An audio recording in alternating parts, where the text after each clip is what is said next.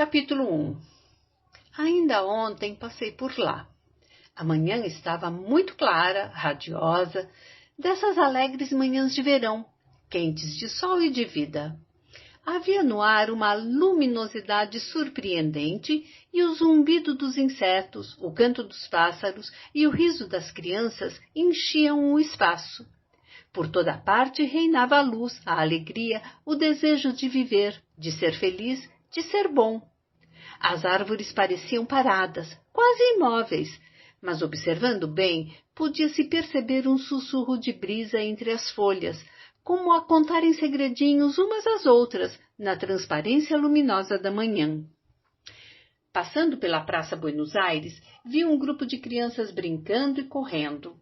Seus gritos repercutiam em meus ouvidos como ecos de coisas mortas, remanescentes de um passado há muito tempo desaparecidos. Lembrei-me então do meu sonho. Durante a noite inteira, eu havia sonhado que ainda morávamos lá e meus filhos eram pequenos. No sonho, ouvi chamarem várias vezes: "Mamãe, mamãe!" Mal a claridade do dia passou através das sapuinhas das venezianas, eu me vesti e saí. Tomei o bonde para passar na nossa casa. Digo nossa por hábito, porque há muitos anos já que a deixamos e nem sei quem mora lá. Desci do bonde umas quadras antes para passar a pé diante dela e vagarosamente fui subindo a Avenida Angélica, tão familiar e amiga, onde residimos durante tantos anos. Esse quarteirão não mudou muito. Um ou outro prédio novo e por toda a parte as mesmas árvores e até, pode-se dizer, os mesmos pássaros cantando em seus galhos. Vi uma das árvores com um galho retorcido, tal e qual a vi sempre. Diante da casa, parei um pouco para ver melhor. Lá estava ela, com as duas janelas de frente e o portãozinho de ferro. O jardim de 4 metros, como chamávamos, e a trepadeira roxa plantada por Júlia há tanto tempo, tanto tempo. O jardim era insignificante e pequeno, mas para nós era encantador, com algumas roseiras e um canteiro de cravos. Havia cravos brancos, vermelhos e outros quase roxos. Quando um cravo começava a se abrir, as crianças iam espiar a todo momento para adivinhar de que cor seria, e vinham me contar: "Mamãe, é branco." "Não é, mamãe, é vermelho." E às vezes discutiam por causa dos cravos. Olhei as janelas e meu olhar passou através delas e se alongou pelo interior. Revi então a nossa vida, todos os longos anos da nossa mocidade. Sorri ao ver os degraus da entrada. Eram de cimento, estavam gastos e escuros. Mas me lembro tão bem do tombo que Carlos levou uma vez que entrou correndo, caiu e fez um galo na testa.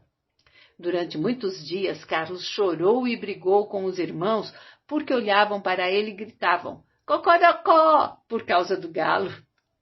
As 2 janelas da frente eram do escritório e vi dentro dele a escrivaninha grande onde eles estudavam. Sobre a escrivaninha eu colocava sempre um mata-borrão verde preso com 4 tachinhas. Não durava muito tempo, porque as crianças iam tirando os pedacinhos do mata-borrão conforme precisavam, e logo eu tinha que atirar fora o velho, todo rasgado e sujo de tinta, e colocar outro novo. Ao lado, numa parede, havia uma estante com livros. Havia também 2 cadeiras e um tapetinho feito de meias velhas por minha irmã Clotilde. Passei pelo pequeno vestíbulo, onde havia um chapeleiro, e entrei na sala de jantar. Era uma sala grande e de um lado havia um recanto com um sofá, 2 poltronas e uma cadeira de balanço, tudo coberto com brim pardo por causa das crianças. Nesse lugar eu passava o dia, recebia minhas visitas e fazia tricô para ganhar algum dinheiro. Havia um espelho num dos móveis da sala de jantar e todas as vezes que minha filha Isabel passava diante dele, ela se inclinava um pouco e dava um jeito para se olhar e arranjar os cabelos. Eu achava vaidosa, mas também era tão bonita quando era mocinha. Passei pelo corredor para onde davam nossos quartos e entrei na copa.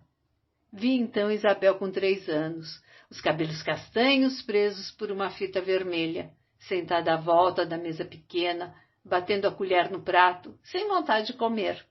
Eu dizia: coma, filhinha, olhe como está gostoso.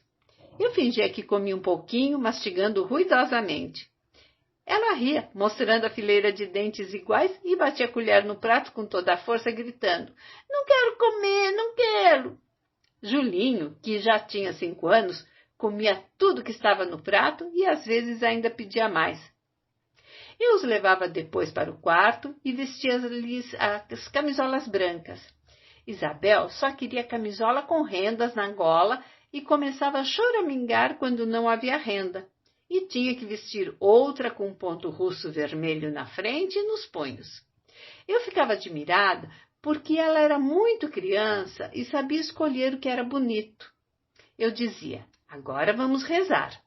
Eles se ajoelhavam então aos pés da minha cama e, pondo as mãos, diziam juntos, olhando para o teto: coração de Jesus, tesouro de bondade, de nós, pecadores, tende piedade. Protegei papai, mamãe, meus irmãos, eu e toda a nossa família. Nunca me esquecerei de Julinho, que disse um dia: coração de Jesus, tesouro de bondade. Mamãe, tem teia de aranha naquele canto da janela. Veja, de nós pecadores tende piedade. Vendo-os assim piedosos, de camisolas brancas, os cabelos soltos de Isabel em ondas brilhantes pelos ombros, Julinho, com os olhos pretos muito grandes, comparava-os a anjos. Depois, cada um ia para a sua caminha. Julinho dormia sempre com o cavalo de borracha que o padrinho tinha dado. Às vezes, já estava na cama quando lembrava e gritava: meu cavalinho! E saía correndo à procura do brinquedo. A camisola branca entufada pelo vento. Uma noite, procuramos pela casa toda e ele já estava desesperado quando Durvalina, a criada, encontrou o cavalo sob o sofá da sala de jantar. Então ele correu para a cama e, abraçando o cavalinho, dormiu imediatamente. Era o único brinquedo de Julinho. Antes de deixar o quarto, eu me debruçava para cobri-los e beijá-los, e eles passavam os braços à volta do meu pescoço e me beijavam, às vezes com os olhinhos amortecidos pelo sono, e eu me enternecia tanto quando eles diziam: boa noite, mamãezinha. Mas eram meus, verdadeiramente meus naquele tempo, e apesar de darem trabalho, pois 4 filhos dão muito que pensar para quem tem pouco dinheiro, eu me sentia feliz, muito feliz. E nunca me esqueço do que me disse uma senhora que tinha 3 filhos moços. Que saudades que eu tenho do tempo em que eles eram pequenos. Eram tão meus. Tudo isso me passou pela imaginação num relance, enquanto olhava nossa casa batida de sol. Um cheiro de flores chegou ao meu nariz. Aspirei com satisfação, porque devia ser das nossas flores. Era um cheiro de orvalho também, orvalho das manhãs de verão. Fui tomar o bonde para voltar. Não podia ficar ali olhando o dia inteiro. Enquanto ia andando, descendo a Avenida Angélica, comecei a lembrar que os meus também foram embora. A vida levou-os e se espalharam pelo mundo, menos Carlos, que já não existe. Esse eu visito sempre. Está deitado no cemitério São Paulo, dormindo sossegado entre 4 roseiras que florescem todos os anos, em setembro. São rosas brancas, bem grandes, das que ele mais gostava. Carlos eu sei que está bem. Os outros não sei onde andam. Estão aí, pelo mundo.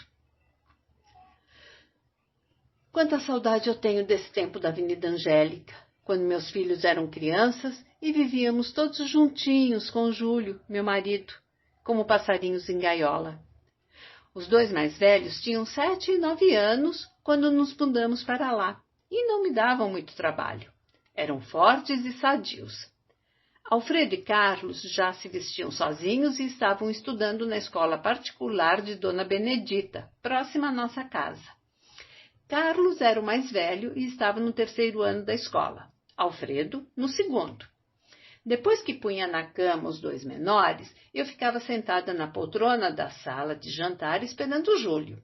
Ele vinha jantar sempre entre 6h30 e 7 horas, mas quando passava das 7 e ele não aparecia, eu ficava aflita, porque imaginava numa confeitaria bebendo com os amigos. Com certeza voltaria embriagado para casa. Nunca me enganei, infelizmente. Quando na porta ele dizia boa noite e punha o chapéu na chapeleira, eu já sabia se ele estava bom ou não. Era horrível quando vinha um pouco tocado. Passava pisando duro pela sala e ia para o quarto tirar o paletó e pôr um pijama. Depois lavava as mãos e sentava na mesa para jantar. Os dois meninos mais velhos comiam na mesa conosco e tinham medo do pai nesses dias. Começávamos a tomar a sopa em silêncio. De repente o pai olhava para Carlos, sentado na frente dele, e falava: onde se viu tomar sopa desse jeito? Não aprende? Parece cachorrinho. Pronto, começou, eu pensava. O menino baixava a cabeça sobre o prato, evitando olhar o pai. Ninguém falava e eu ficava um pouco assustada com o silêncio. Durvalina começava a tirar os pratos de sopa e, para disfarçar, eu perguntava: teve um dia muito atribulado, Júlio? Ah, meu Deus, por que eu falava? Júlio ficava vermelho e respondia: naturalmente. Tenho algum dia que não seja atribulado? Eu? Diga! Batia a mão no peito, olhando para mim e repetindo: eu sou um burro de carga para trabalhar. Burro de carga. Trabalho 12 horas por dia e depois me perguntam se tive um dia muito atribulado. Essa é boa. Ria alto, sem vontade. Sem querer, eu olhava para ele. Estava com os olhos avermelhados, pareciam injetados e a fisionomia carregada. Eu fazia os pratos dos meninos, que comiam em silêncio, as cabeças baixas sobre a mesa. Mas Júlio punha pimenta todos os dias na comida. Um dia eu disse: não coma pimenta hoje, Júlio, pode fazer mal. Imediatamente me arrependi de ter falado. A fisionomia dele ficou mais carregada e gritou impaciente: não posso comer o que quero? Será que na minha casa não tenho liberdade? Na minha casa? Por que não hei de comer? Pensa que estou bêbado, hein? Não respondi e continuei a servir as crianças. Irritado, talvez, com minha atitude, continuou furioso: diga uma coisa, quem é que manda aqui? Serei eu ou você? Vamos, diga! Continuei calada e ele gritou mais: diga quem manda nesta casa. Quem é que paga tudo, hein? Por que não fala? Chego exausto do serviço, sento na mesa para jantar e ela vem me dizer que não devo comer isto ou aquilo. Fique sabendo que como o que quero e ninguém tem nada com isso. Ouviu? Ninguém. E pondo bastante molho de pimenta no feijão, comeu furiosamente. As crianças olhavam para mim e baixavam a cabeça outra vez, timidamente, com medo do pai. De súbito, ele tornou a olhar o filho na frente dele e perguntou: que nota tirou hoje? Percebi a palidez do menino, encorajei-o com o olhar, como se dissesse: fale, meu filho, estou aqui. O menino olhou para o pai, um olhar medroso. Hoje tirei 5. E por quê? Isso é nota? Por que não tirou 10? Ao menos 9. Carlos procurava sorrir contrafeito. Errei um problema, papai. E na história do Brasil... O pai interrompeu, indignado, imitando a voz de Carlos. Errei um problema, papai. Ele fala como se isso fosse muito natural. E ainda ri com esses dentes de cavalo. Se eu fosse você, não ria, ouviu? Não sei quem você puxou, tem dentes de cavalo. E repito que quero nota 10 todos os dias. Entendeu? Ouviu? Carlos continuava a mastigar de cabeça baixa, humilhado, sem dizer nada. Vendo que ninguém falava, Júlio serviu-se de carne assada com a salada e despejou mais molho de pimenta no prato. De repente olhou Alfredo, que tinha acabado de comer e fazia balinhas com miolo de pão. Perguntou: já comeu carne com salada? Alfredo levantou os olhos medrosos para o pai e hesitou, respondendo: não gosto de salada de alface. Júlio sorriu triunfante, como se tivesse encontrado uma boa razão para impor tirania. Olhava à volta da mesa e falava pausadamente, fixando os filhos. Aqui não tem gosta ou não gosta? Coma a salada de alface. Alfredo olhou rapidamente para mim, como a pedir auxílio. Procurei intervir suavemente.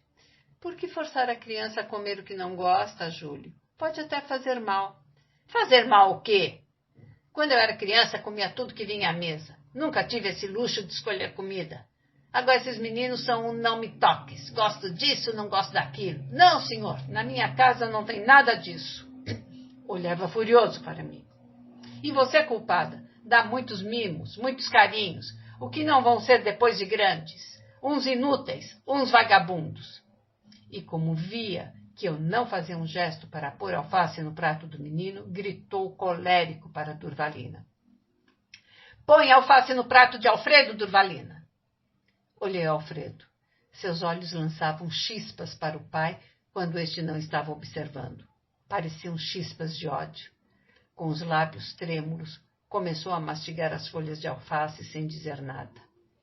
Durvalina levou os pratos para a cozinha e trouxe goiabada. Continuamos a comer sem falar. De repente, Carlos bebeu uns goles d'água.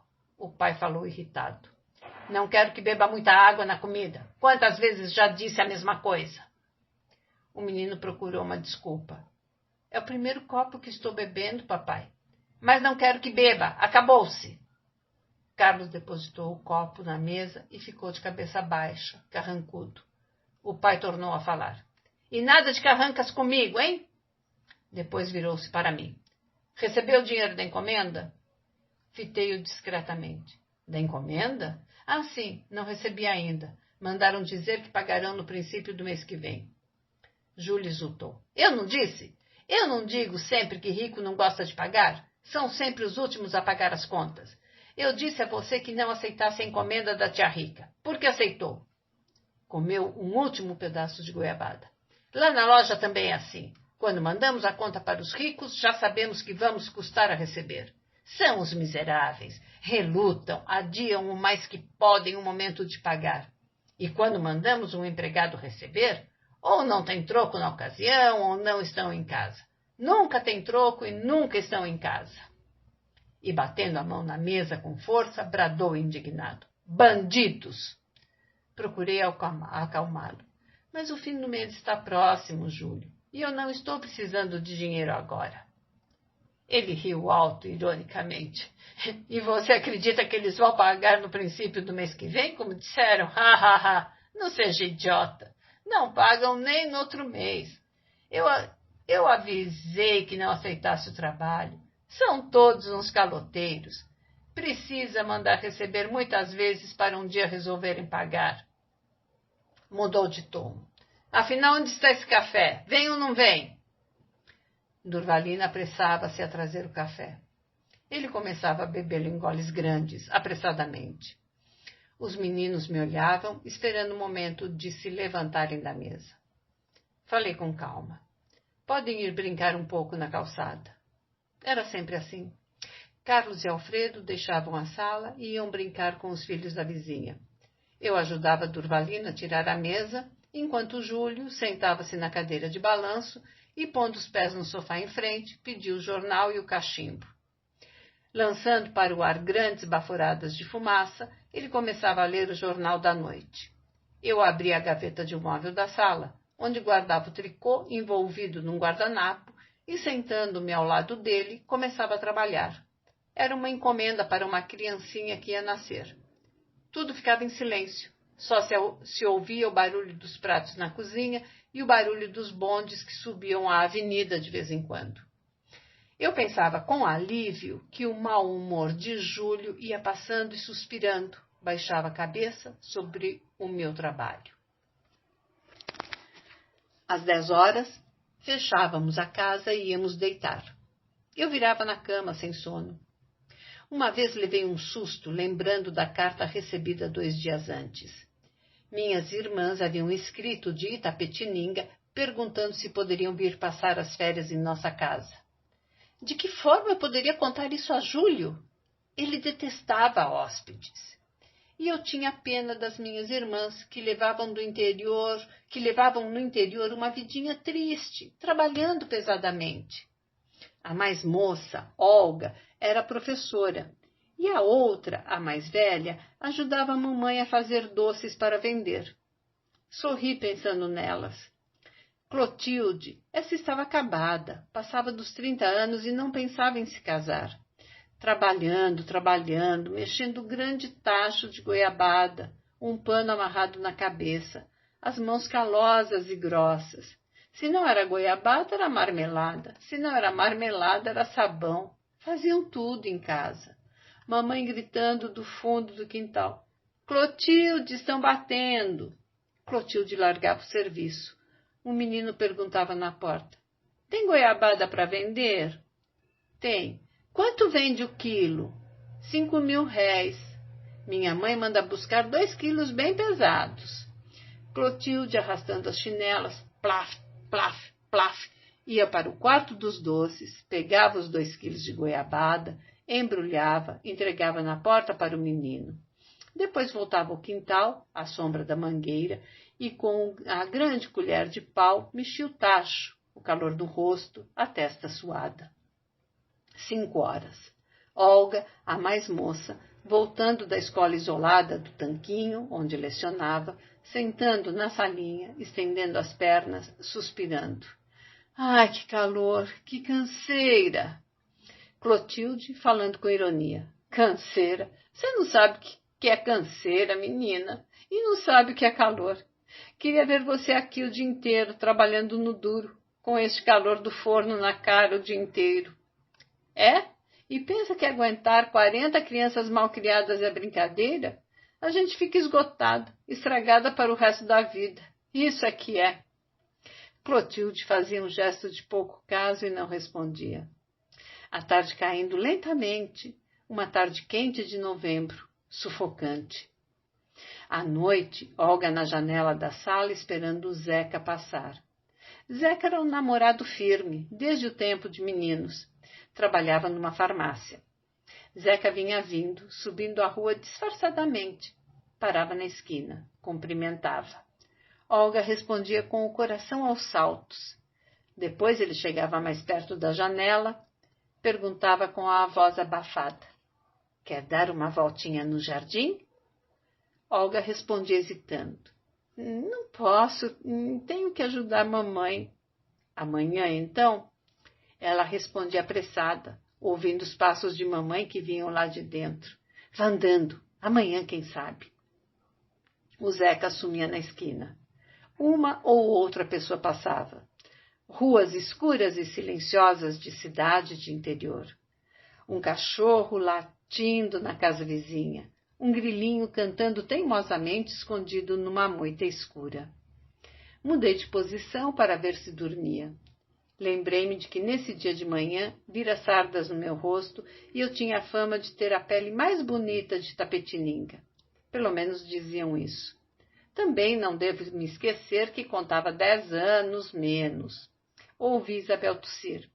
Estendi o braço e puxei a coberta dela até o pescoço. O galo de Dona Genu cantou 15 vezes seguidas. Pensei que devia ser bem tarde e mudei de posição outra vez. Quando fiquei noiva de Júlio em Itapetininga, todos diziam arregalando os olhos.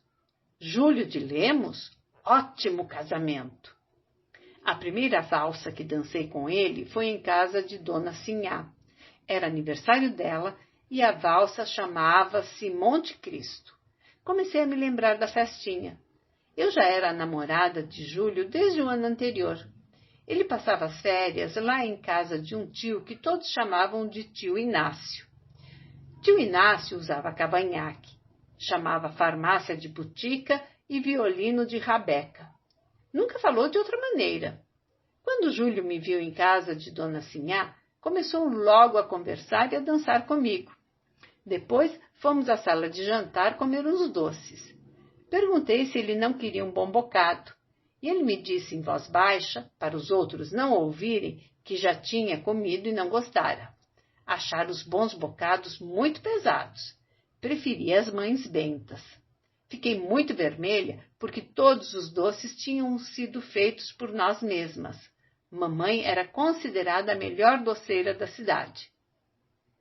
Voltamos à sala para dançar uma valsa. A orquestra era piano, flauta e violino. Lembrei-me outra vez da rabeca de tio Inácio. Nesse tempo, papai era vivo e estava na sala conversando. Morreu logo depois do meu casamento.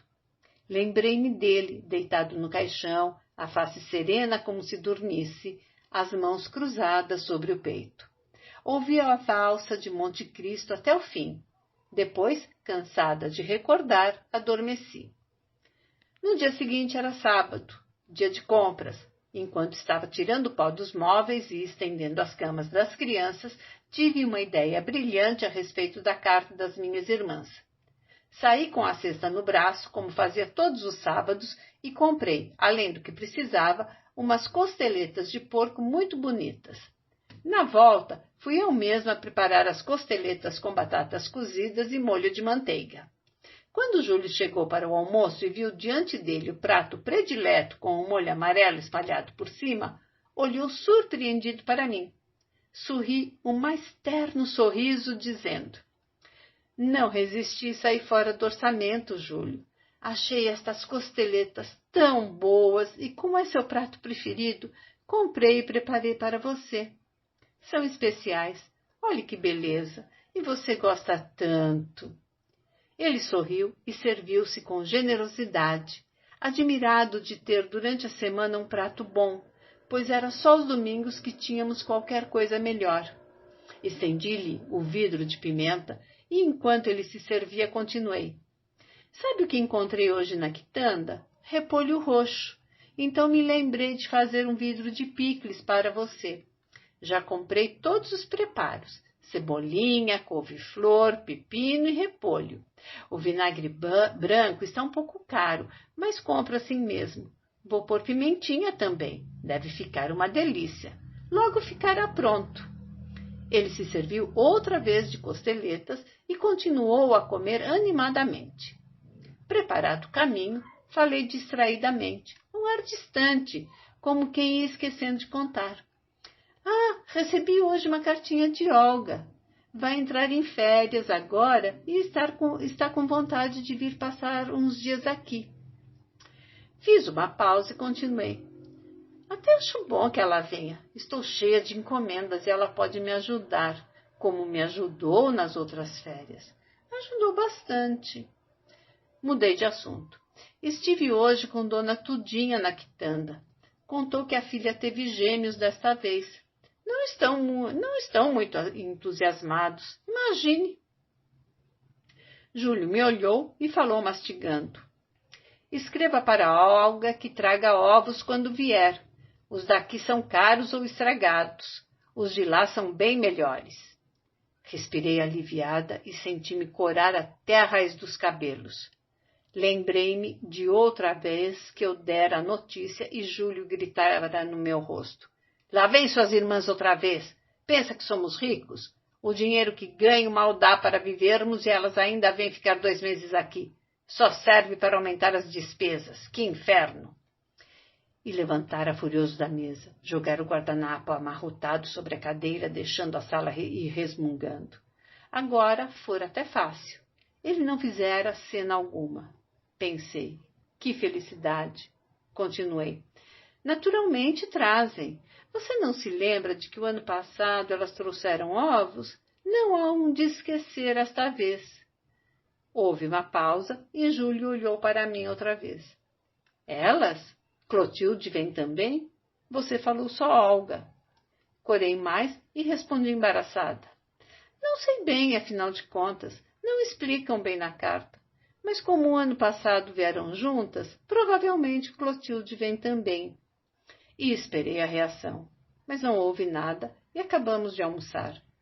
Júlio começou a folhear o jornal sentado na cadeira de balanço e os 2 meninos vieram despedir-se para ir à escola.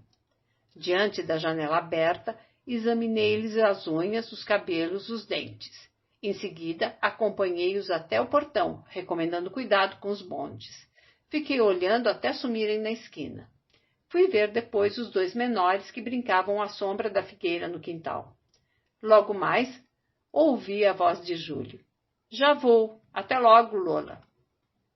Enquanto fazia tricô bem depressa, sentada na sala, depois que Júlio ia embora, pensava em meu nome.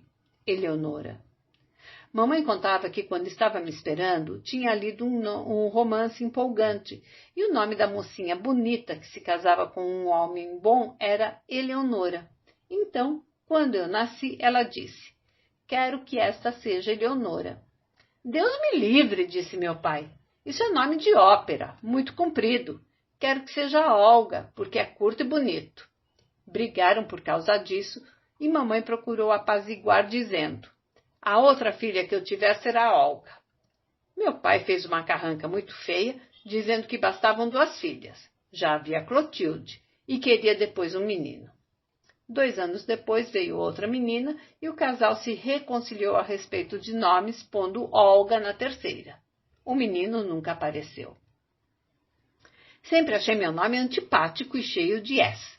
E apesar de dizerem que meu apelido é espanholado, prefiro o apelido.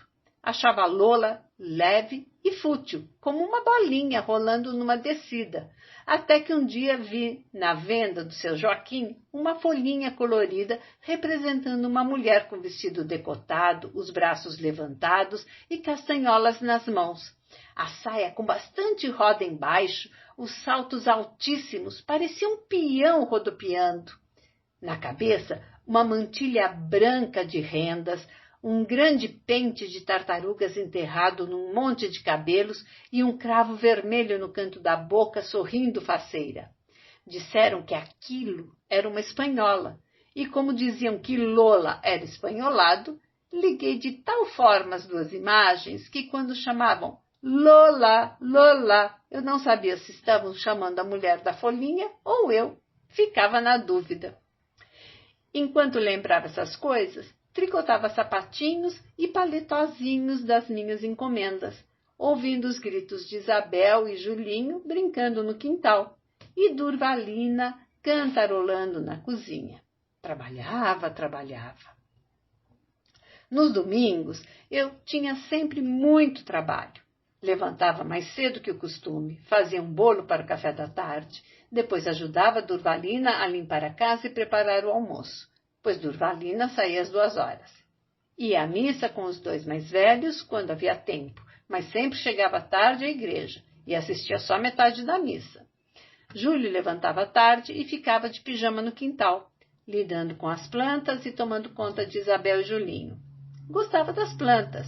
Com um chapéu velho na cabeça e uma tesoura nas mãos, podava as roseiras, cortava estacas para amarrar os pés dos cravos, varria a parte cimentada do quintal. Almoçávamos ao meio-dia. Nossa vizinha, Dona Genu, pedia emprestados forminhas de empadas. À hora do almoço, mandava 6 empadas de presente, pedindo desculpas porque não tinham ficado boas. Depois do almoço, Júlio ia dormir e levava Isabel. Os 2 mais velhos iam à casa de um amigo jogar bola. Durvalina acabava de arrumar a cozinha depressa e saía também, para só voltar no dia seguinte. Eu então ficava só. Às vezes Julinho brincava ao meu lado, enquanto eu lia o jornal da manhã ou algum livro emprestado. O tempo passava rapidamente nas horas de descanso. Quando as tardes eram quentes e bonitas, Júlio levava a cadeira de balanço para o quintal e ficava até a noite cair, tomando cerveja e fumando. Eu chegava à janela de vez em quando para ver se Carlos e Alfredo já vinham vindo. As crianças da vizinhança corriam na calçada. Dona Genu aparecia na janela vizinha e eu agradecia as empadinhas. Quando nos mudamos para a Avenida Angélica, havia pouquíssimas casas naquele quarteirão. Com o tempo, foram construindo outras e o quarteirão ficou cheio. Dona Genu pedia desculpas porque as empadas não tinham ficado boas. Eu protestava. Ai, não diga isso, Dona Genu. Estavam deliciosas. Júlio gostou muito. Ela sorria com modéstia, retrucando. Não estavam tão boas como da outra vez. A senhora não reparou como a massa não estava quebradiça? Da outra vez a massa ficou muito mais macia. Eu tornava a dizer que era engano.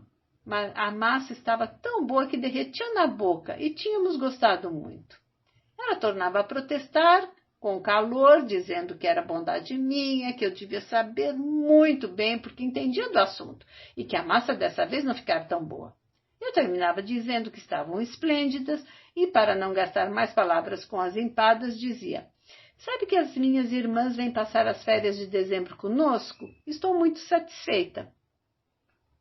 Ela participava da minha alegria e falávamos longamente sobre irmãos e parentes.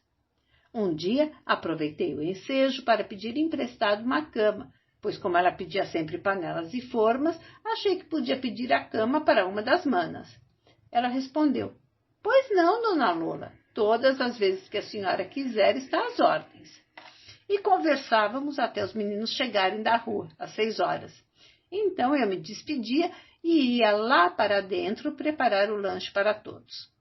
Carlos e Alfredo tinham a diferença de 1 ano e pouco um do outro. Andavam sempre juntos, vestiam quase iguais, estudavam na mesma escola, mas eram muito diferentes em tudo.